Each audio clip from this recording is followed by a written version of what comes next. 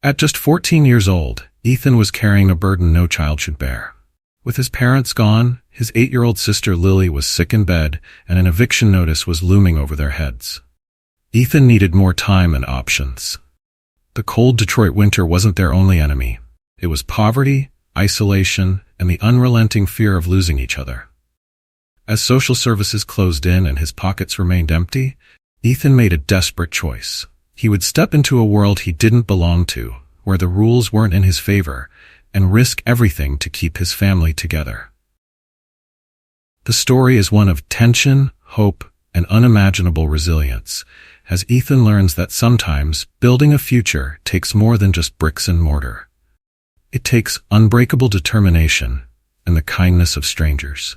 Before we dive into this gripping tale of survival and determination, comment below where you're watching from today. If you're as captivated by this story of courage and perseverance as we are, don't forget to subscribe to our channel for more incredible stories. The alarm hadn't gone off yet, but Ethan was already awake. The cold air of 4:30 a.m. pressed into their tiny apartment, stretching shadows across the cracked linoleum floor. 8-year-old Lily, his younger sister, lay on the narrow bed by the wall, her small chest rising and falling under a thin blanket Ethan had picked up from a local charity. He sat up cautiously, his movement making the old mattress springs creak. He froze, watching Lily stir in her sleep before settling again. Their studio apartment barely accommodated 2 beds, a wobbly table, and a kitchenette with a humming mini fridge. The gaps in the window frame allowed the December wind to whistle, bringing the faint sound of distant traffic from Detroit's early morning streets. Ethan's stomach growled as he padded barefoot across the cold floor to the kitchen cabinet. Opening it revealed their harsh reality: half a box of generic cereal, 2 packets of instant noodles, and a nearly empty jar of peanut butter. Ethan's instincts as Lily's protector kicked in. Ignoring his own hunger, he poured the last of the cereal into a chipped bowl, leaving just enough milk for her. The fridge light flickered briefly over its sparse contents as he set the bowl on the table. "Ethan," Lily's sleepy voice called out, her curls a tousled mess as she rubbed her eyes. "Morning, Lil," Ethan replied, forcing a smile. "Got your breakfast ready. Is it time for school already?" she mumbled, sliding onto the uneven chair. "Yup. Big math test today, remember? Better eat up," Ethan said, watching her eat while sipping on a glass of tap water, pretending it was coffee. His mind wandered back to the accident that had taken their parents 2 years ago. Though the grief felt distant, the responsibility left behind weighed heavier than ever. When Lily finished eating, Ethan grabbed an old hairbrush and began untangling her curls the way their mom had done. The routine was comforting in its familiarity. "Start from the bottom and work your way up," Ethan murmured, more to himself than to her. "Ouch," Lily yelped. Sorry. Ethan quickly adjusted, his hands shaking slightly from exhaustion. Later, he helped Lily put on one of her 2 school uniforms. This one had a small tear on the sleeve, but it was clean, and that was what mattered most. As they stepped out into the biting morning air, Ethan's thin jacket did little to shield him from the cold. At the bus stop, other kids stood with their parents, bundled in new winter coats. Ethan made sure Lily's collar was straight as he knelt beside her. "Mrs. Carter next door will check on you after school, okay? I'll be back by 6. "Promise?" Lily asked, holding up her pinky. "Promise," Ethan replied, though the weight of his promises had started to feel like bricks in his pocket. As the school bus disappeared around the corner, Ethan turned and trudged toward their neighborhood. The city was waking up, and across the street a construction site was already bustling with workers in hard hats hauling tools and materials. Ethan couldn't help but stare. These people had jobs, real jobs, and steady paychecks. His morning was filled with knocking on doors, asking for odd jobs. Mrs. Rodriguez needed her yard raked, $10. Mr. Ma Thompson's cluttered garage fetched him $15. At the corner store, he stocked shelves for an hour, earning $8. By noon, his hands were raw, and his back ached, but $33 wasn't enough. It was never enough. Walking home, Ethan passed a corner store he and Lily used to visit with their mom. The owner, Mr. Lee, waved him inside. "Haven't seen you in a while," Mr. Lee said, handing Ethan a small bag filled with day-old bread and canned soup. "For you and your sister. Your mom was a good customer." Ethan's pride bristled, but he nodded, thanking the man quietly. At home, the good fortune of Mr. Lee's gift was quickly overshadowed by a red-lettered envelope slid under the door. Final notice. The weight of the situation hit Ethan as he stared at their cramped apartment. The water stains on the ceiling, the broken heater, the peeling paint, all of it felt like evidence of his failure. Through the window, he saw construction workers moving with purpose, their rhythm steady and reliable, so unlike the chaos of his own life. Ethan sat on his bed, his mind swirling with numbers. Rent, groceries, medicine for Lily's worsening cough. His gaze wandered to the only family photo left intact, a snapshot of happier times when their parents had held their world together. That night, Ethan cooked instant noodles, splitting the last egg between 2 plates. As Lily ate, she asked, "Do you think tomorrow will be better?" Ethan forced another smile, patting her head. "It has to be, Lil. It has to be." The next morning, Ethan woke to the sound of Lily coughing. Her small body shivered under the blanket, and her flushed cheeks told him her fever had worsened overnight. He touched her forehead and felt the heat radiating from her skin. Panic tightened in his chest. They were running out of time. Time for rent, time for medicine, time to fix everything falling apart around them. He scribbled a note, "Be back soon. Rest. Love, Ethan." Tucking it under the bowl of crackers on the table, he grabbed their worn canvas bag and the $45 they had left. The grocery store was just opening as he stepped inside, greeted by the faint buzz of fluorescent lights. "Morning," Ethan called Mr. Mason, the store owner, with a tone that carried both kindness and pity. "Morning, sir," Ethan replied, his voice steady, though his hands shook. He moved through the aisles with precision, calculating each item's cost like his life depended on it, because it did. Bread, cereal, milk, and a few dented cans from the clearance bin. At the register, the total came to $28.70. Ethan handed over $30, his heart sinking as he pocketed the remaining change. It wasn't enough for medicine, but it was all they had left. Back at home, Lily was awake, curled up on the couch with her math homework. She perked up when she saw the groceries. "Did you get Pop-Tarts?" she asked hopefully. Ethan shook his head, forcing a cheerful tone. "Not today, Lil, but I got your favorite cereal." The truth that the marshmallow cereal she loved was too expensive stung in his throat.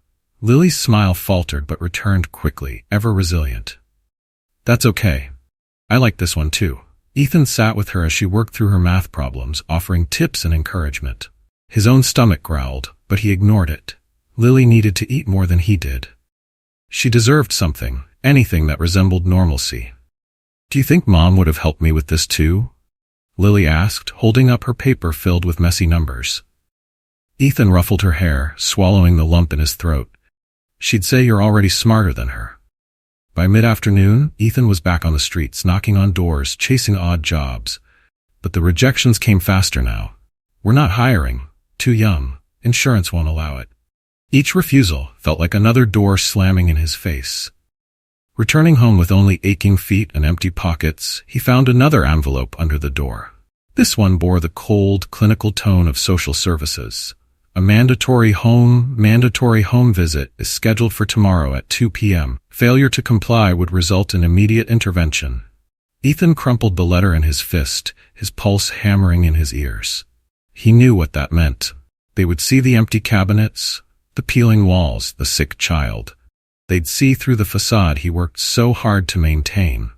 They'd tear Lily away and send her to some foster home while he was shuffled into another.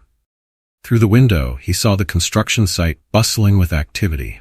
Workers hauled materials, moved equipment, and joked with each other during breaks. The scene was a stark contrast to his fractured world. As he watched, a worker struggled to carry a load of shingles up a ladder. Others walked without helping, eager to finish their shifts and go home. An idea began to form in Ethan's mind. Not a good one, maybe, but desperation left no room for good ideas. He'd tried the honest way. Now he needed to take a risk. When Lily fell asleep that evening, her tiny frame curled under their shared blanket, Ethan sat by the window, watching the lights of the construction site flicker like a beacon. Tomorrow, he decided. Tomorrow, he'd try again. The morning came quickly. Ethan stood in front of their cracked mirror, tugging at his cleanest shirt. It was faded and worn, but it was all he had. Lily watched him from her bed, her voice small and hoarse. "You look different." "Good different or weird different?" Ethan asked, attempting a grin. "Like Dad," she said, coughing into her elbow. "When he used to leave for work." The comparison hit him hard. Their dad had been a real worker, someone who carried the weight of the world with steady hands. Ethan felt like a child playing dress-up, but he didn't have the luxury of self-doubt anymore. He left a glass of water and crackers by Lily's bed before crossing the street to the construction site. The morning air was cold, biting through his thin jacket. Workers arrived in battered trucks and old sedans, their boots crunching on the gravel. Ethan stayed back, watching them from a distance.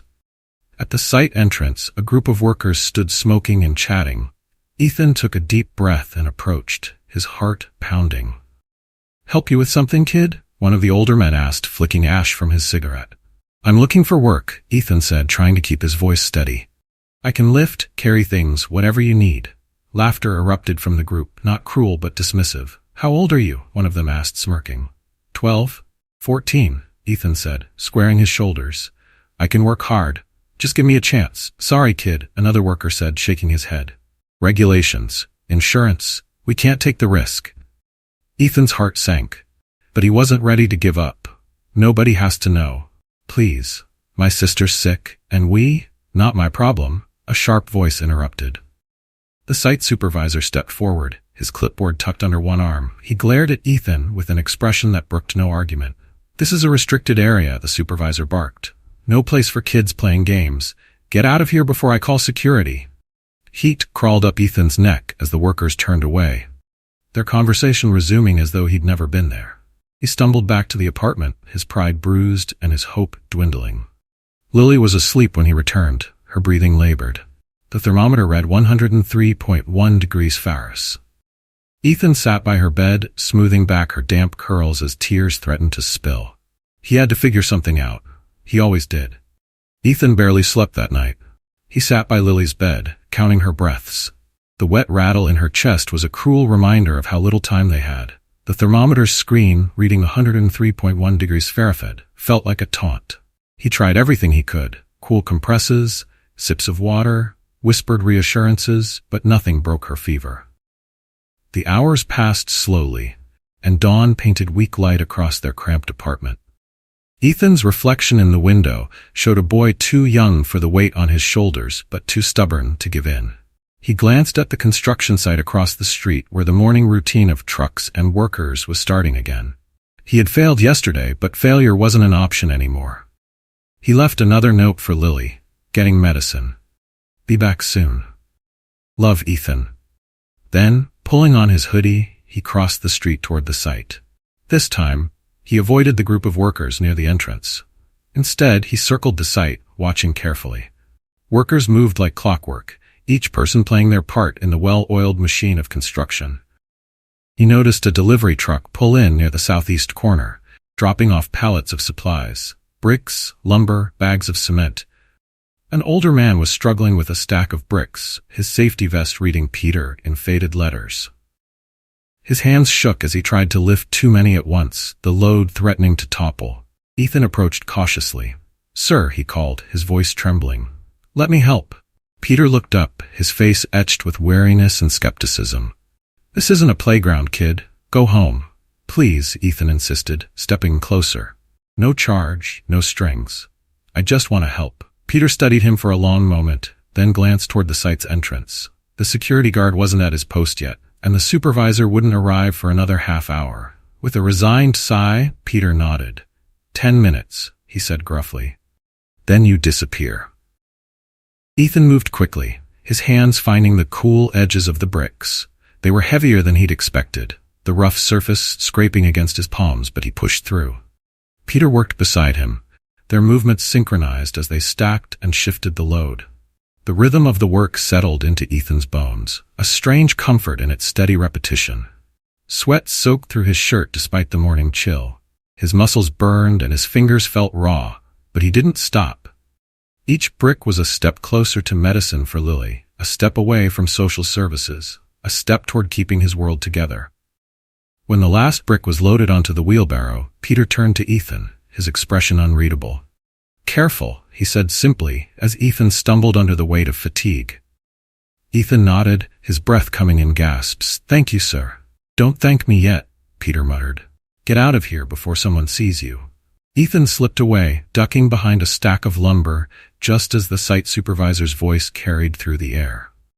From his hiding spot, he heard Peter answer the supervisor's questions with practiced ease, covering for him. Back at the apartment, Lily was awake, propped up on their sagging couch. She managed a weak smile when Ethan came in. "Where'd you go?" she asked, her voice barely above a whisper. "Just checking something," Ethan replied, forcing a casual tone as he helped her drink water. "How's the fever?" "Still hot," she murmured, closing her eyes. "Everything hurts." The clock on the wall showed 8:45 a.m. There were just over 5 hours until the social worker's visit, and the apartment still looked like abandonment. The cabinets were nearly empty, the walls showed water stains, and Lily's cough echoed like an accusation in the silence. Ethan stared at his hands, now red and raw, small blisters forming where the bricks had scraped his skin. For the first time in days, a flicker of hope stirred in his chest. He glanced out the window, catching sight of Peter pushing the loaded wheelbarrow across the site. The older man paused and looked up, his gaze briefly meeting Ethan's through the glass. Then Peter turned back to his work, but his movements were slower, more deliberate, as though deep in thought. By late morning, Ethan couldn't sit still. He paced the apartment, trying to think of ways to make it look presentable before the social worker arrived. He scrubbed the kitchen counters and rearranged their meager groceries to make the cabinets seem fuller. It wasn't enough, but it was all he could do. At noon, his phone buzzed with a text from Mrs. Carter. "Still coughing. Fever high. Social services are coming soon." Ethan's chest tightened. He checked the clock again. 2 p.m. was looming, and their world could unravel in less than 2 hours. He crossed the street again, his steps heavy but purposeful. Peter was near the southeast corner, studying a wrinkled sheet of paper with the day's tasks. "Sir," Ethan called, his voice steady despite the tremor in his hands. Peter looked up, unsurprised to see him. "You shouldn't be here, kid," Peter said. "I know," Ethan replied, stepping closer. "But I can help, like this morning. No pay, no paperwork, just let me work." Peter's gaze hardened, though there was something softer underneath. "Why?" Ethan swallowed hard. "My sister's sick. Social services are coming today. If they take her, I just need medicine. Food. Please." The silence stretched between them long enough for 3 workers to pass by, their heads down in the haze of the early afternoon. Finally, Peter sighed. "Southeast corner. Supply delivery. Don't let anyone see you." Ethan nodded, already moving toward the pile of materials. The delivery truck arrived minutes later, and he dove into the work with renewed determination. Each board of lumber he moved, each sack of cement he carried, felt like a lifeline. Ethan worked with single-minded focus, his movements quick but careful as he shifted pallets of bricks and sacks of cement. Each piece weighed heavily in his hands, the rough textures biting into his already blistered palms, but he pushed through. Around him, the construction site hummed with activity. The other workers too busy with their tasks to notice a scrawny kid in a hoodie darting between stacks of supplies. Peter appeared at intervals, his weathered face unreadable. 5 minutes, he said gruffly, handing Ethan a water bottle. Ethan paused long enough to gulp the water, grateful for the brief reprieve. His arms trembled from the strain, his back burned with exertion, but his resolve was unshaken. He couldn't stop. Lily's fevered face and the looming threat of social services pushed him forward. "Thank you," Ethan said, his voice hoarse. Peter grunted in response, his sharp eyes scanning the site. "Keep to lighter loads now? Can't have you passing out on me." Ethan obeyed without question, switching to smaller bundles of materials. The sun climbed higher, its weak winter light reflecting off the dusty concrete and steel beams. By the time the delivery was unloaded, Ethan's muscles screamed in protest, but the work was done. Peter approached as Ethan leaned against a stack of wood, catching his breath. "That's enough for today," he said firmly. "You've done good, kid. Now get out of here before someone sees." "Wait," Ethan blurted, his voice cracking. "Is there anything else I can do?" "Please, I need to." Peter held up a hand, silencing him. Reaching into his pocket, he pulled out 2 folded bills and pressed them into Ethan's scraped palm. "For the medicine," Peter said quietly. Ethan stared at the money. 2 crisp $20 bills. It wasn't much in the grand scheme of things, but to him, it was a lifeline. "I can't." "You can, and you will," Peter cut him off, his tone leaving no room for argument. "Now go." Ethan's throat tightened as he nodded, clutching the money like a lifeline. "Thank you," he whispered. Peter didn't reply. He turned back to the site, his steps heavy with an unspoken weight. Ethan raced home, his blistered hands trembling as he opened the door to their apartment. Lily was awake, curled under the blanket on the couch. Mrs. Carter, their neighbor, sat beside her, a worried frown etched across her face. "You've been gone a while," Mrs. Carter said pointedly, her tone hovering between concern and suspicion. "I was getting medicine," Ethan replied, holding up the pharmacy bag. Mrs. Carter's expression softened, though the doubt in her eyes didn't fully fade. "She's still burning up," she said, her voice low. Ethan knelt beside Lily, his heart aching at the sight of her pale face. "Hey, Lil," he said gently. "I've got something to make you feel better." She managed a weak smile as he carefully measured out a dose of the fever reducer. The thick purple liquid slid down her throat, and she leaned into his touch, her small hands gripping his dusty hoodie. "You smell like Dad," she murmured, her voice barely audible. Ethan froze, her words hitting him like a punch to the chest. Their father had always smelled of honest work, sawdust, sweat, and effort. Now Ethan carried that same scent, though the weight of responsibility felt far heavier than he imagined it ever had for his dad. Mrs. Carter stood, brushing her hands on her apron. "Social services will be here soon," she reminded him gently. "You'll need to bookmark." "I know," Ethan interrupted, his voice firmer than he felt. "Thank you for watching her." As Mrs. Carter left, Ethan surveyed their tiny apartment with fresh urgency. The medicine had brought a glimmer of hope, but their reality was still stark. The cabinets were mostly empty, the walls showed water damage, and the single-space heater struggled against the biting cold. It wasn't enough, not for social workers trained to spot every flaw, every sign of neglect. He moved quickly, cleaning what he could, and arranging their meager belongings to look as presentable as possible. The $40 had stretched farther than he'd hoped, allowing him to stock up on essentials: bread, soup, crackers, and more fever medicine. He set the groceries neatly in the kitchen, hoping they'd create the illusion of stability. Lily dozed fitfully on the couch, her cough still rattling in her chest. Ethan sat beside her, smoothing her curls and whispering soft reassurances. "We'll be okay," he said, more to himself than to her. "We have to be." The knock came at exactly 2 p.m., sharp and insistent. Ethan's stomach twisted as he opened the door to face a stern-looking woman in a gray suit, her clipboard held like a shield. "Mr. Ethan Carter?" she asked, her tone professional but not unkind. "Yes, ma'am," Ethan replied, stepping aside to let her in. The woman's sharp eyes scanned the apartment, taking in the worn furniture, the patched-up walls, and the faint smell of medicine lingering in the air. Lily stirred on the couch, her small frame bundled under the blanket. "This is Lily?" the social worker asked, her gaze softening slightly.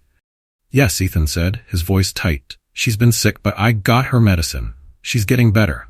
The social worker nodded, jotting something on her clipboard. "And you're the primary caregiver?" "Yes, ma'am."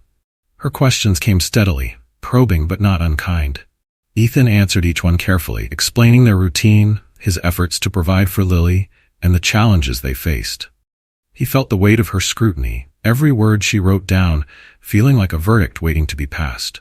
Finally, the woman closed her clipboard and looked at him with a mix of sternness and sympathy. "We'll check back in a week," she said. "If there's no significant improvement, we'll have to explore other options. Do you understand?" "Yes, ma'am," Ethan said, his voice steady despite the storm raging inside him. As she left, Ethan closed the door softly, leaning against it as his legs threatened to give out. 1 week, 7 days to prove that he could hold their fragile world together. Through the window he saw Peter at the construction site, directing workers with calm authority. Ethan's raw hands ached as he thought of the bricks they'd stacked together that morning. Sometimes, survival came one brick at a time. The social worker's words echoed in Ethan's mind as he stood by the window, staring out at the construction site across the street. 1 week. The phrase carried a weight far greater than its 3 short syllables. The sound of Lily coughing behind him snapped him out of his thoughts. "Almost home," she whispered hoarsely, echoing the words he had said to her on their walk back from school days before. But this wasn't about going home anymore. It was about keeping it. Ethan pulled the blanket tighter around Lily before heading to the kitchen. He poured soup from one of the newly purchased cans into a pot, the smell filling their small apartment. It wasn't much, but it was warm, and Lily needed strength if she was going to recover. "Dinner's almost ready," he called softly. "Okay," Lily replied, her voice weak but more steady than it had been earlier. Ethan brought a bowl to the couch, sitting beside her as she sipped carefully. He stayed close, watching her pale face for any sign of improvement. The fever medicine had helped, but her cough lingered like a shadow over their fragile peace. "You're like Dad," Lily said suddenly, breaking the quiet. Ethan blinked, startled. "What do you mean?" "You always fix things," she said, her tired eyes meeting his. "Even when they're broken." Her words cut deeper than she could have known. Ethan felt like nothing was fixed. Everything was held together with frayed strings and borrowed time. But he couldn't let her see his doubt. "That's what big brothers are for," he said, managing a smile. The next morning, Ethan woke early, his muscles still aching from the previous day's work. The bandages on his hands were loose, barely clinging to the raw skin beneath. He rewrapped them carefully, wincing as the fabric pressed against his blisters. He left Lily with Mrs. Carter, promising to be back before lunch. "I'll bring more medicine," he said, kissing her forehead. Peter's truck was already parked at the construction site when Ethan arrived. The older man stood by a stack of materials, consulting a clipboard. He looked up as Ethan approached. "Didn't think you'd show," Peter said, his voice gruff. "I need to work," Ethan replied, his tone firm. Peter nodded, not asking questions. "Same rules as yesterday. Keep your head down, stay out of sight." Ethan dove into the work. His movements stiff at first, as his body protested the strain. But he quickly found his rhythm, stacking bricks and hauling lumber with a determination that refused to waver. Each task was a step toward survival, a step closer to keeping Lily safe. Around mid-morning, Peter handed Ethan a water bottle and sat down beside him. "How's your sister?" Peter asked, breaking their usual silence. "Better," Ethan said. "But we're not out of the woods yet." Peter nodded thoughtfully, his weathered face betraying a hint of something softer. "You're doing good, kid. Better than most your age." Ethan didn't know what to say to that, so he just nodded, taking a sip of water to hide the emotion rising in his chest. As the day wore on, Ethan noticed the other workers starting to pay attention. A man in his 20s nudged his coworker, gesturing toward Ethan as he carried a bundle of lumber. "Kid's got good form," one of them muttered. "Quick learner," another agreed. Ethan kept his head down, pretending not to hear, but their words bolstered him. For the first time in weeks, he felt like he belonged somewhere, even if only temporarily. At noon, Peter appeared again, this time holding an envelope. He handed it to Ethan without ceremony. "Advance," Peter said simply. "For the weekend. Use it wisely." Ethan opened the envelope to find another $40 inside. His breath caught in his throat. This wasn't just money, it was hope. "Thank you," Ethan said, his voice barely above a whisper. Peter nodded. "Be back Monday, 6:30 sharp. Don't make me regret this." "I won't," Ethan promised. Back at the apartment, Ethan put the money to good use. He bought more medicine for Lily, fresh vegetables, and enough groceries to stock their cabinets for the week. The simple act of arranging food on the shelves felt monumental, as if he were reclaiming a piece of their lives. Mrs. Carter raised an eyebrow when she saw him carrying the grocery bags. "Been busy, huh?" she asked. Ethan shrugged, offering a small smile. "Just doing what I can." That evening, the apartment felt warmer and brighter. Lily's fever had finally started to break, and her small frame relaxed as the medicine took hold.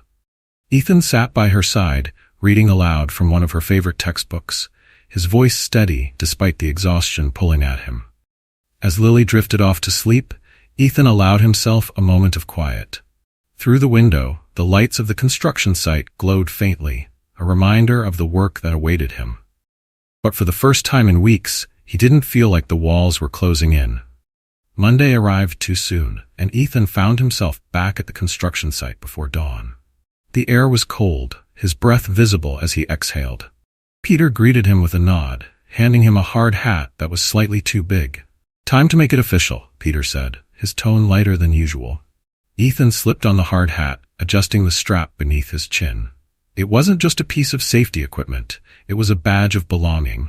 As the sun rose, the site buzzed with activity. Ethan fell into step with the workers, his tasks blending seamlessly into theirs.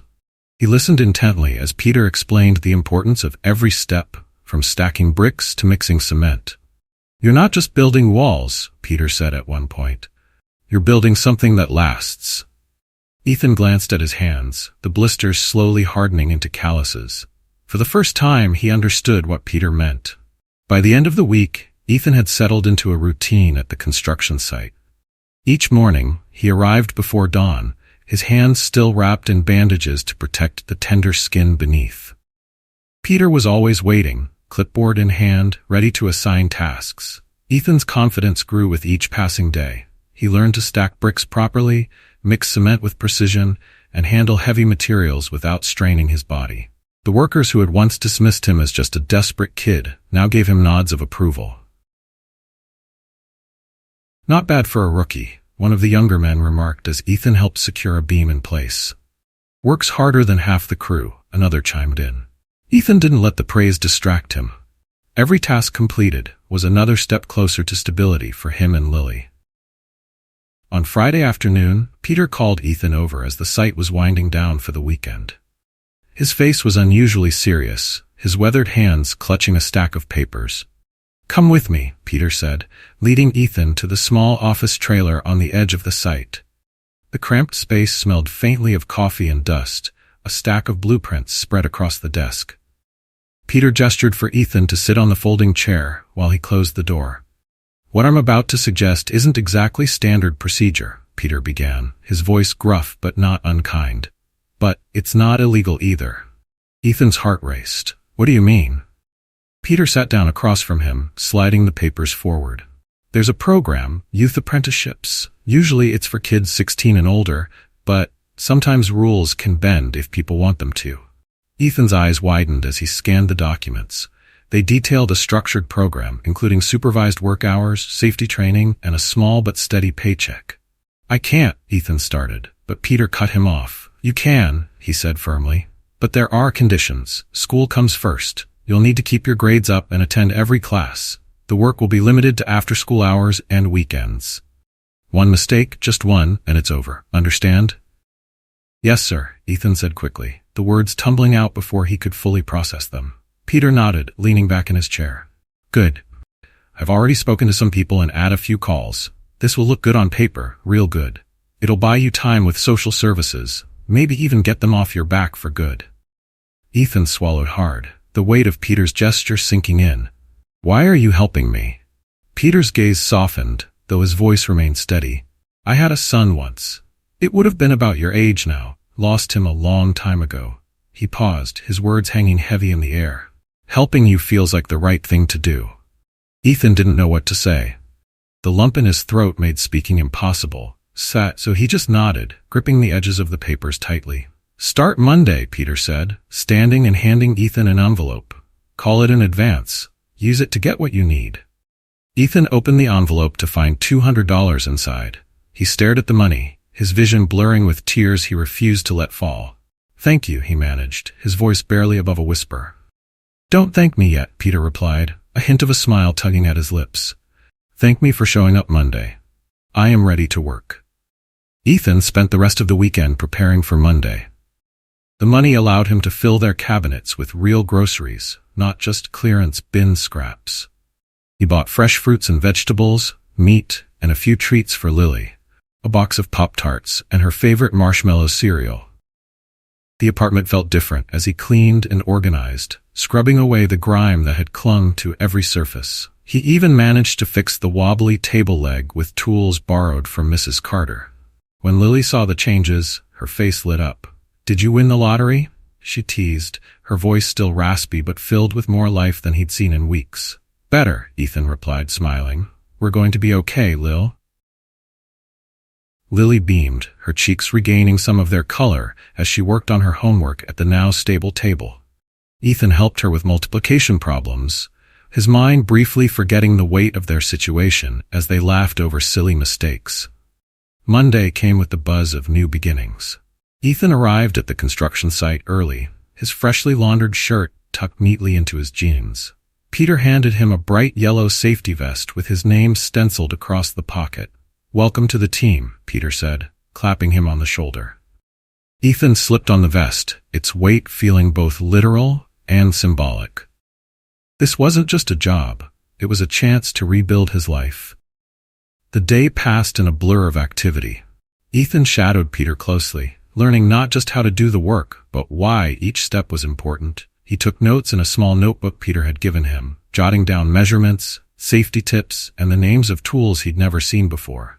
By lunch, his hands were sore, his muscles ached, and his clothes were streaked with dust and sweat. But he didn't mind. For the first time, the pain felt earned, like a badge of honor. The other workers treated him differently now, no longer dismissing him as just a desperate kid.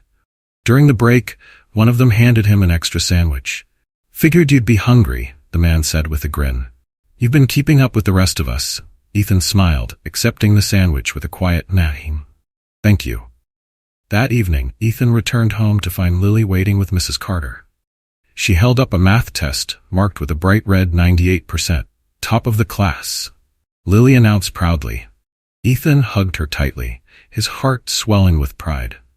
"That's my girl," he said, ruffling her curls. Their apartment, though still small and worn, felt like a haven. The groceries in the cabinets, the medicine on the shelf, and the safety vest hanging by the door were all reminders of how far they'd come. Through the window, Ethan saw the construction site glowing in the distance, the building they were working on standing taller each day. Each brick, each beam, each pour of concrete felt like a step toward something more, something stable, something lasting. Ethan glanced at his hands, the blisters now giving way to calluses. They were stronger, just like him. Sometimes hope wasn't found in grand gestures but in the quiet, steady work of rebuilding, one brick, one board, one step at a time. The following weeks fell into a steady rhythm for Ethan. Mornings began before dawn, his alarm clock buzzing him into a new day of work. He'd pull on his safety vest and boots, each piece a reminder of the responsibilities he carried. Lily would smile sleepily from her bed, her health improving as the days passed, though her lingering cough still tugged at Ethan's heart. By 6:30 a.m., Ethan would be at the construction site, standing beside Peter as the crew gathered for the daily briefing. Peter always made sure to include Ethan in the discussions, walking him through the day's tasks with patience. "Foundation's going in today," Peter said one morning, his voice low as he pointed to the blueprints spread out on the hood of his truck. "You're observing this one. It's important to know how things are built from the ground up." Ethan nodded, his notebook in hand, ready to capture every detail. The crew worked like clockwork, the rhythm of their movements mesmerizing. Ethan followed closely as Peter explained how the foundation had to be perfectly level, every measurement precise to ensure the building's stability. "This is where everything starts," Peter said, his tone serious. "You get this part wrong and the whole thing falls apart." The metaphor wasn't lost on Ethan. His own life had felt like a shaky foundation for so long, but now, brick by brick, he was building something solid. During breaks, Ethan found himself sitting with the other workers, no longer on the outside looking in. They shared stories about their families, complained about the weather, and joked about their supervisors. For the first time, Ethan joined in, his laughter blending with theirs. "You're fitting in, kid," one of the older workers said, clapping him on the back. Ethan smiled, though he still felt a weight of responsibility they couldn't see. Every brick he stacked, every board he moved, wasn't just for the paycheck. It was for Lily and their future. Back home, the changes were even more apparent. The once empty cabinets now held enough food to last the week, and the fridge was stocked with fresh milk and vegetables. Bills that had once loomed like insurmountable mountains were paid on time, and the eviction notice that had hung over their heads was now a distant memory. Lily thrived in the stability. Her schoolwork improved, and her once-weak voice regained its lively energy. One evening, she sat at the kitchen table sketching on a piece of paper. "What are you drawing?" Ethan asked, setting down his own notebook filled with construction notes. "A house," Lily said brightly. "The kind I want to live in someday." Ethan leaned over to look at the drawing. It was simple but detailed. A small house with a garden, windows with flower boxes, and a big tree in the yard. "You're getting good at this," he said, genuinely impressed. Lily grinned. "Maybe I'll be an architect when I grow up. Then I can build houses like you." Ethan chuckled, ruffling her curls. "You'll do better than me, Lil. You'll build dreams." One Friday afternoon, as the crew prepared to pack up for the weekend, Peter called Ethan over. He handed him a small envelope, the corners smudged from the dust of the site. "Here," Peter said. "Paycheck for the week. You've earned it." Ethan opened the envelope to find $150 inside. It wasn't a fortune, but to him, it felt like winning the lottery. "Thank you," Ethan said, his voice steady. "You're earning it," Peter replied with a nod. "Just don't let it go to your head."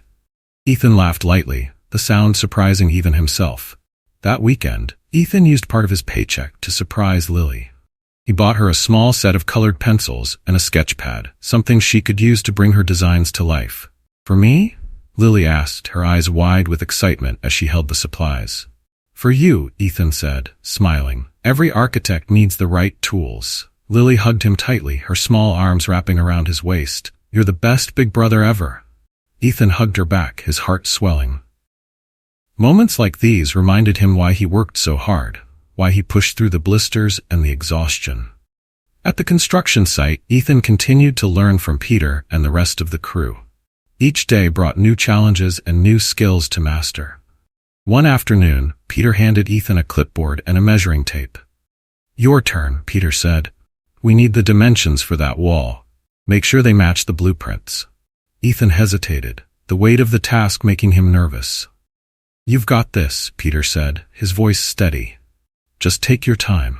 Ethan nodded, focusing intently as he measured each section, checking and double-checking his numbers. When he handed the clipboard back to Peter, the older man scanned the results and gave a satisfied nod. "Perfect," Peter said. "Told you could do it." The pride in Peter's voice made Ethan stand a little taller. That evening, as the sun set over the city, Ethan sat by the window with Lily. The construction site glowed in the fading light, its skeleton reaching toward the sky. "Do you think the building will be finished soon?" Lily asked, leaning against him. "Not yet," Ethan said. "It takes time to build something strong." Lily nodded thoughtfully. "Like us?" Ethan smiled, brushing a strand of hair from her face. "Exactly like us." As the stars began to appear, Ethan felt a rare sense of peace. They weren't just surviving anymore. They were building, growing, becoming something stronger than they'd ever been. Sometimes, hope wasn't a grand gesture, but a quiet, steady climb toward something better. The workdays grew colder as winter settled over Detroit. Each morning, Ethan bundled up in his worn hoodie, his fingers tingling from the biting air as he walked to the construction site. His routine had become second nature, and he found comfort in the predictable rhythm of the work. But beneath the steady progress, a nagging worry lingered. The next visit from social services was only days away. Ethan tried not to dwell on it, focusing instead on his tasks at the site. He measured twice before cutting, double-checked every load he carried, and listened carefully to Peter's instructions. The work kept his hands busy and his mind quiet, at least for a while. One afternoon, Ethan noticed Peter lingering by a stack of bricks, his shoulders heavy with something unspoken. "You okay, sir?" Ethan asked, setting down the cement bucket he was hauling. Peter looked up, startled, then waved him over. "Sit for a minute, kid." Ethan obeyed, dusting off his gloves before sitting on a nearby crate. Peter sighed, running a hand through his gray hair. "I've been meaning to tell you something," he began, his voice gruff but hesitant. Ethan nodded, waiting. "You remind me of someone," Peter continued. "My son. He would have been about your age now, maybe a little older." Ethan blinked, taken aback. Peter rarely talked about his personal life, always keeping their conversations focused on work. "What happened to him?" Ethan asked cautiously. Peter hesitated, his jaw tightening before he spoke. "Car accident, years ago, took him and his mother." "I'm sorry," Ethan said softly, his heart aching for the older man. Peter waved it off, though his eyes betrayed a flicker of pain. "The point is, helping you feels like something I should have done back then. Feels right." Ethan didn't know what to say. The silence between them stretched, heavy with shared understanding. "You're doing good, kid," Peter said finally, his voice steadier now. "Better than I could have expected. Just don't waste it." I won't, Ethan promised, his voice firm. Back at home that evening, Ethan shared Peter's story with Lily as she sketched quietly at the kitchen table. He must have loved them a lot, Lily said, her pencil pausing mid-stroke. Yeah, Ethan replied, leaning against the counter. And I think helping us makes him feel like he's honoring them. Lily tilted her head, considering. Like how you honor Mom and Dad by taking care of me? Ethan's throat tightened and he nodded. Exactly like that. The next morning brought an unexpected visitor. As Ethan stepped onto the site, a young man in a pressed jacket stood at the gate, talking to the site supervisor. His polished appearance was out of place against the backdrop of dust and machinery. Is that him? The man asked, pointing toward Ethan. The supervisor turned, his eyes narrowing as he beckoned Ethan over. What's going on? Ethan asked cautiously. This is Mr. Mitchell, the supervisor said curtly. Safety inspector.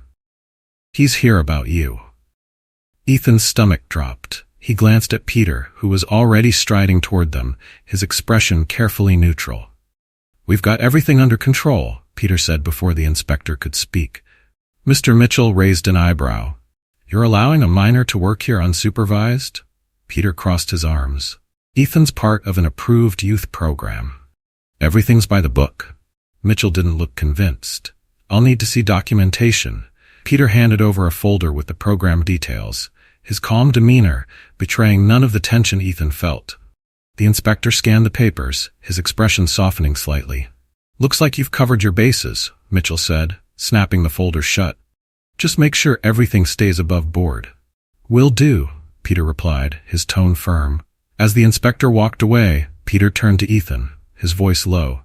Keep your head down, kid. People like him don't care about why you're here. They only care about rules. Ethan nodded, his heart still pounding.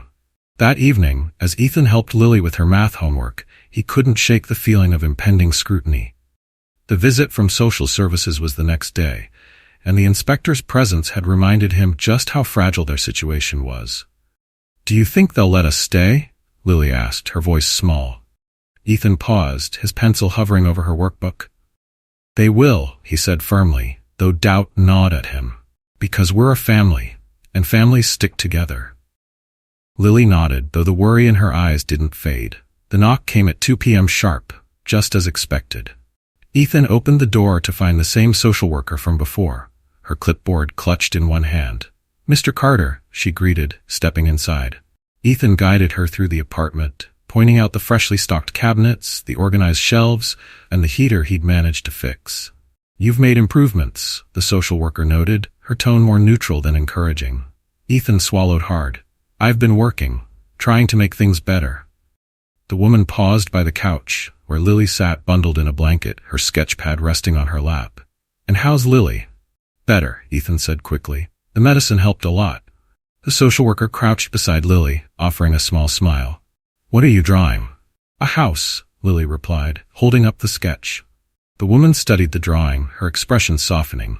It's beautiful, she said. Lily beamed, her pride unmistakable. The inspection ended quickly, with the social worker jotting down notes before heading for the door. She turned back to Ethan, her gaze steady. We'll review everything and follow up soon, she said. Keep doing what you're doing. Ethan nodded, closing the door behind her with a sigh of relief. That night, Ethan sat by the window, watching the construction site glow in the distance. Each beam and brick they'd placed felt like a monument to the life he was trying to build. Do you think we'll ever live in a house like the one I drew? Lily asked, joining him by the window. Ethan smiled, wrapping an arm around her shoulders. Someday, Lil, we'll build it together. Ethan woke the next morning with a sense of cautious optimism. The social worker's visit had gone better than he'd expected, though her neutral tone still left room for doubt. As he dressed for work, he glanced at Lily, still sleeping peacefully under the blanket he'd tucked around her the night before. Her color had returned, her breathing steady for the first time in weeks. Today felt different. It wasn't just another day of work. It was a step toward something lasting and better. At the construction site, Peter was waiting with his usual clipboard, but his expression was lighter than usual. Morning, Peter said, nodding toward Ethan. Morning, sir, Ethan replied, pulling on his safety vest. You've got a special job today, Peter said, handing Ethan a roll of blueprints.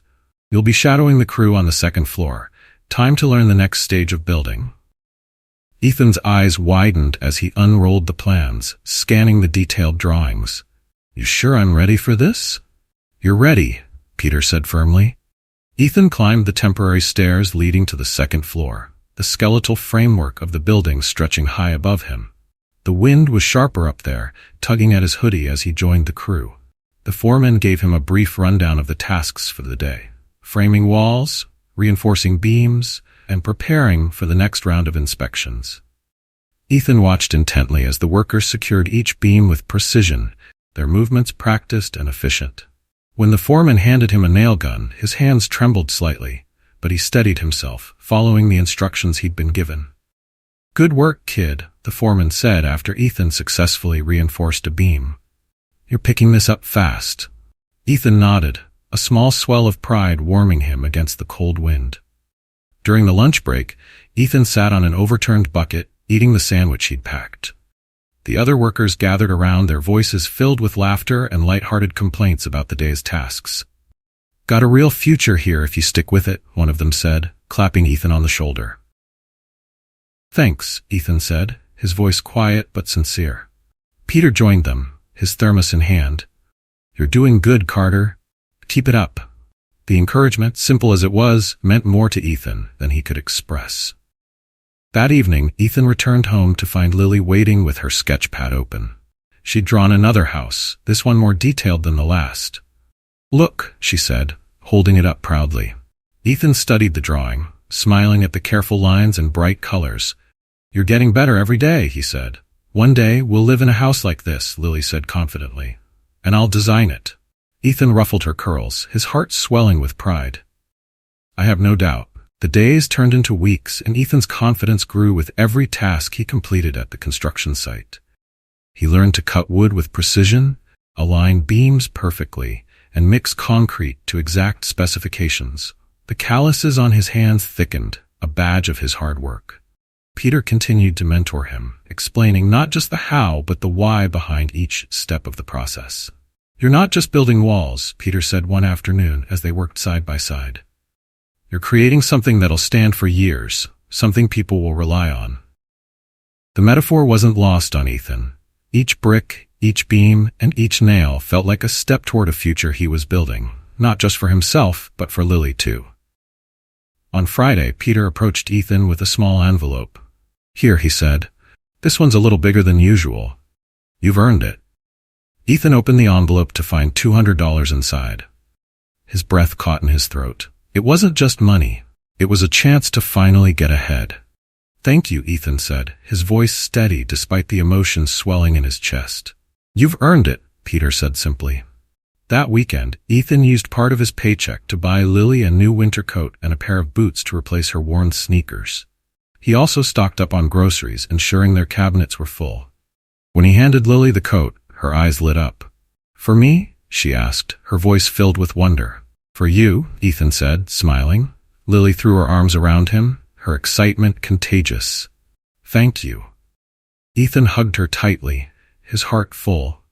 The next time the social worker visited, the change in their apartment was undeniable. The cabinets were full, the heater worked, and the air of desperation that had once hung over the space was gone. You've made real progress, the social worker said, her tone warm for the first time. Keep this up, and I think we'll be able to close your case soon. Ethan nodded, relief washing over him. Thank you. As the social worker left, Lily tugged on Ethan's sleeve. Does that mean we're safe now? Ethan knelt beside her, meeting her wide eyes. It means we're getting there, Lil. One step at a time. That night, Ethan sat by the window, watching the construction site in the distance. The building was beginning to take shape, and its framework was a testament to the hard work of every person on the crew.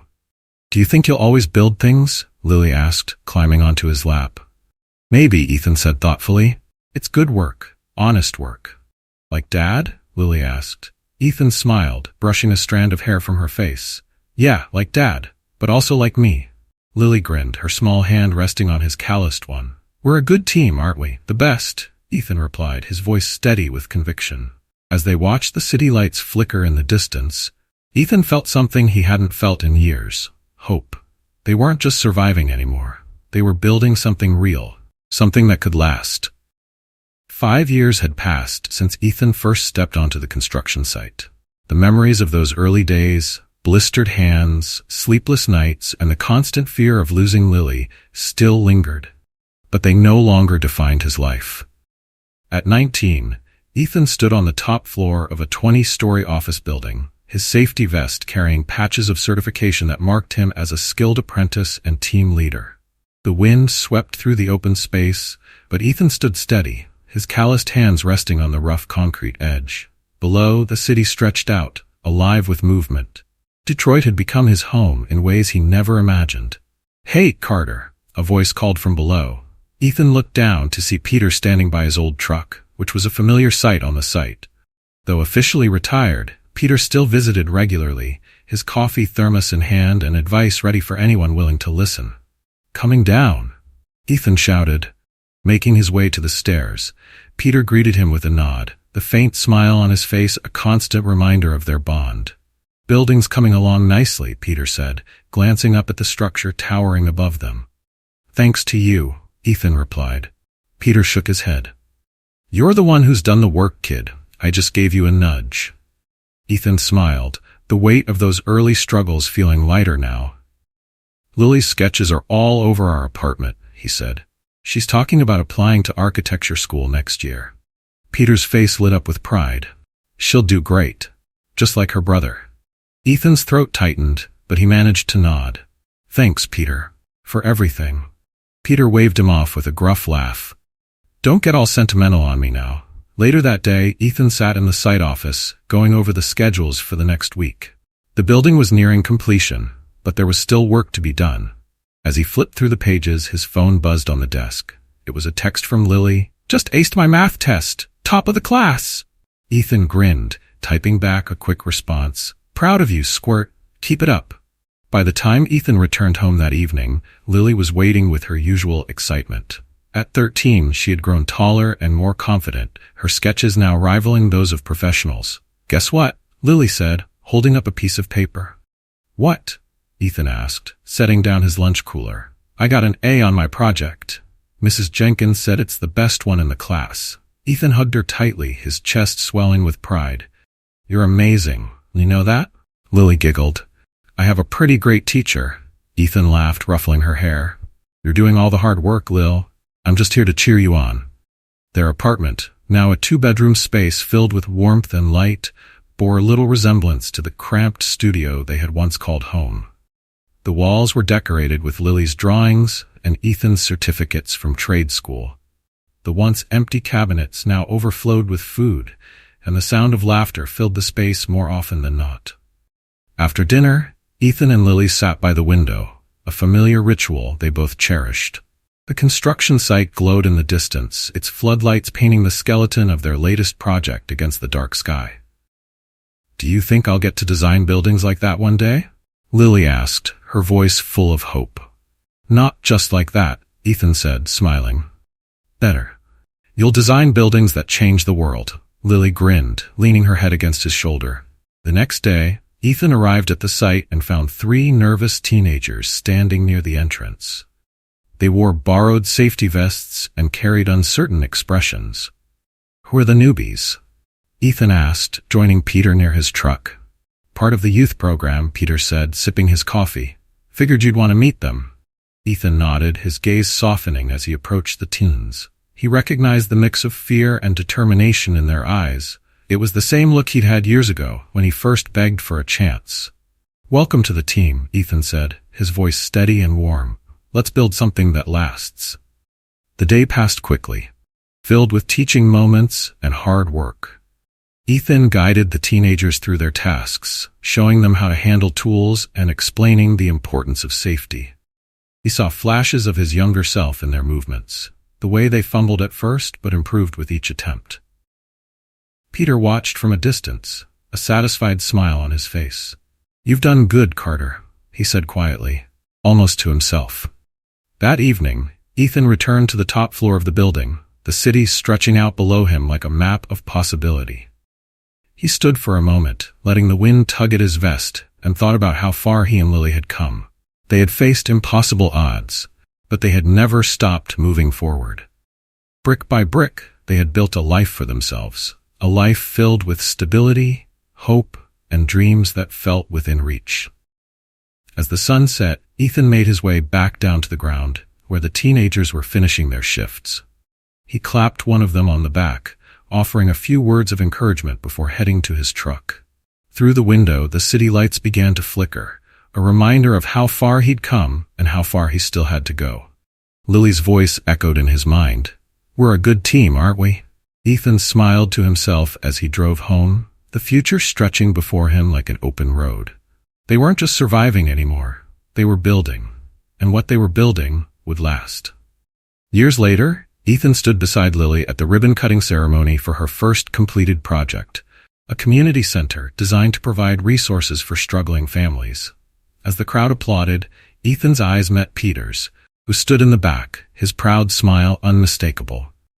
Sometimes the strongest foundations are built in the hardest times.